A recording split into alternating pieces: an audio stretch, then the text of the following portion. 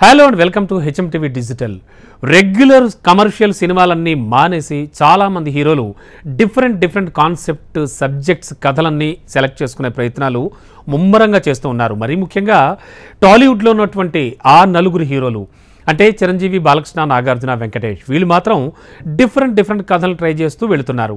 మరి senior హీరోల్లో family hero image ఉన్నటువంటి victory Venkatesh కూడా ఇప్పుడు ఇదే ఫాలో అవుతూ ఉన్నారు. ఎందుకంటే తాజాగా ఆయన చేస్తున్న మూవీనే అందుకు ప్రధాన ఎగ్జాంపుల్. ఈ క్రమంలోనే ఇప్పుడు ఆయన సైంధవ్ అనేటువంటి ఓ థ్రిల్లర్ మూవీతో అభిమానుల ముందుకు రాబోతున్నారు. మరి ఈ మూవీ వెంకటేష్కు 75వ మైల్ స్టోన్ మూవీ కావడం కూడా విశేషం.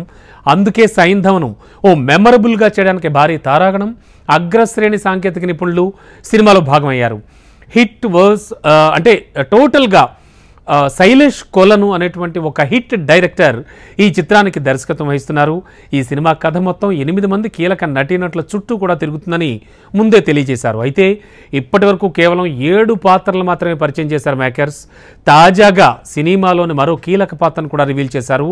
తెలుగు ప్రేక్షకులకు బాగా తెలిసిన కోలీవుడ్ స్టార్ ఆర్య ఈ మూవీలో మరో ముఖ్యమైన పాత్ర పోషించబోతున్నట్లుగా అనౌన్స్ చేశారు. ఈ పాత్రను మానస్గా కూడా పరిచయం చేస్తూ ఫాస్ట్ లుక్ పోస్టర్ని విడుదల చేశారు. ఇందులో ఆర్య ఫార్మల్ డ్రెస్లో స్టైలిష్ లుక్లో కనిపించాడు. చేతిలో మెషిన్ గన్తో ఫెరోషియస్గా కూడా నడుస్తూ కనిపించాడు.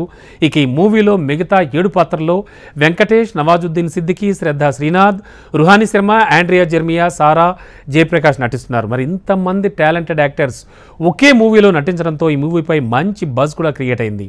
ఇకపోతే ఈ చిత్రానికి సంతోష్ నారాయణన్ సంగీతం అందిస్తున్నారు. ఎస్ మణికందన్ కెమెరామెన్గా సినిమాటోగ్రఫీ అందిస్తున్నారు. Gary BH editor, Avinash Kolla production designer, Kishore Talluri సహ నిర్మాత.